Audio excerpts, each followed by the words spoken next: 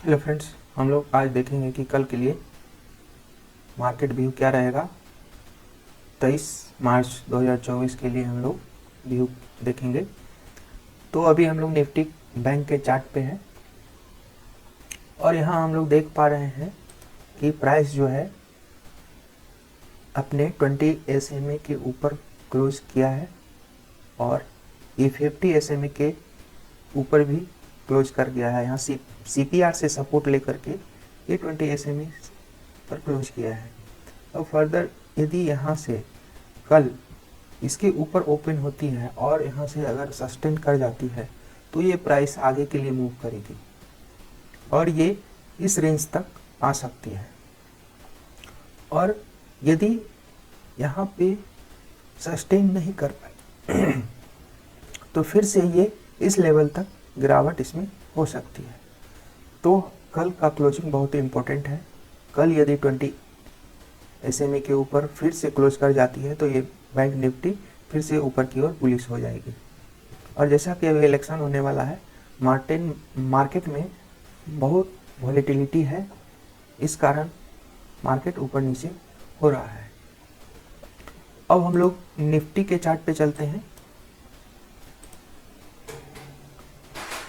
Nifty के chart पर भी हम लोग देखेंगे इसका जो डे टाइम फ्रेम है ये 50 मूविंग एवरेज से सपोर्ट लेकर के यहाँ पे एक डोजी बनाया था, डोजी को यहाँ कंफर्म किया है उसके बाद, और ये 20 SMA के ऊपर गया था लेकिन यहाँ पे रेजिस्टेंस फेस करने के बाद यहाँ से प्राइस गिर गया है और 20 SMA के नीचे क्लोज किया है। यदि कल इसके ऊपर गैप अप होकर के क्लोज कर जाती है तो मार्केट आगे के लिए फिर से ट्रेंड अपना चालू रखेगा, नहीं तो यहाँ से आप देख सकते हैं कि रेजिस्टेंस लेके बैक भी हो सकता है।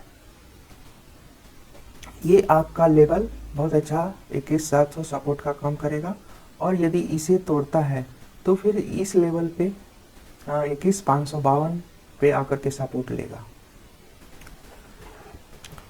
और हम लोग यहाँ आवरली चार्ट पे देख पा रहे हैं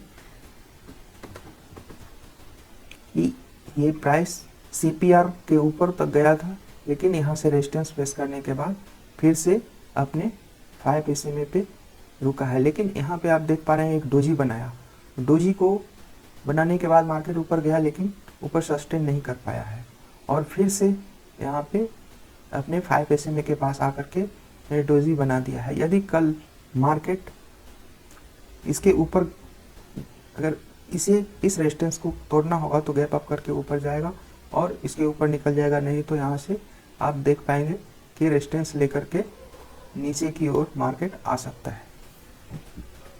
और RSI जो है अभी 58 चल रहा है और नीचे की तरफ झुका हुआ है।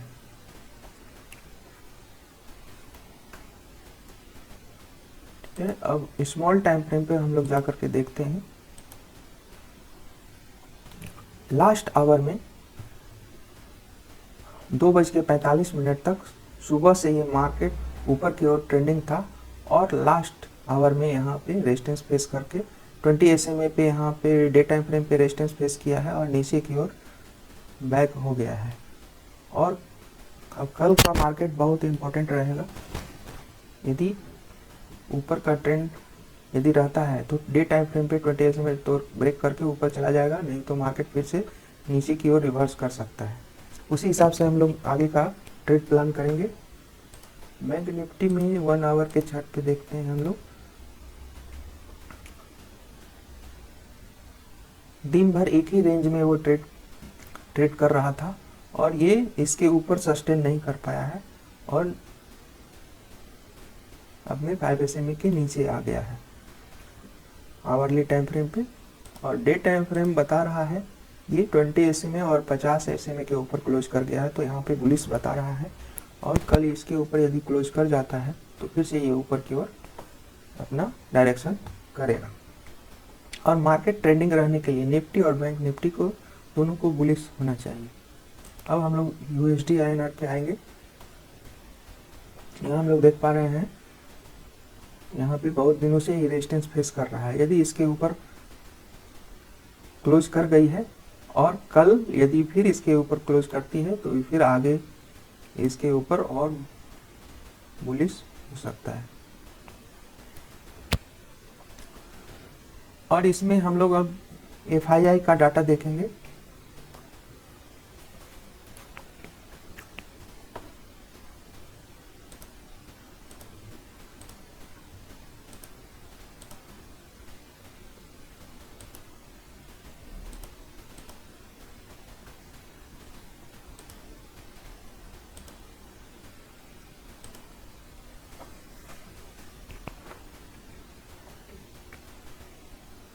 FII के डाटा में हम लोग देख पा रहे हैं कि ऑप्शन बुलिश यहाँ पे बता रहा है और फ्यूचर जो है यहाँ पे बाइंग हुई है 1433 करोड़ का, तो ये बुलिश बता रहा है। और कैश मार्केट में बिकवाली हुई है, तो यहाँ पे बियरिश है। ऑप्शन में भी कॉल में बियरिश है, पुट में बुलिश है और फ्यूचर में जो देख रहे हैं हम लोग बुलिश है। Thank you friends. और आगे इस चैनल पे आपको डेली का एनालिसिस मिलता रहेगा। आगे देखने के लिए इस चैनल को सब्सक्राइब करें।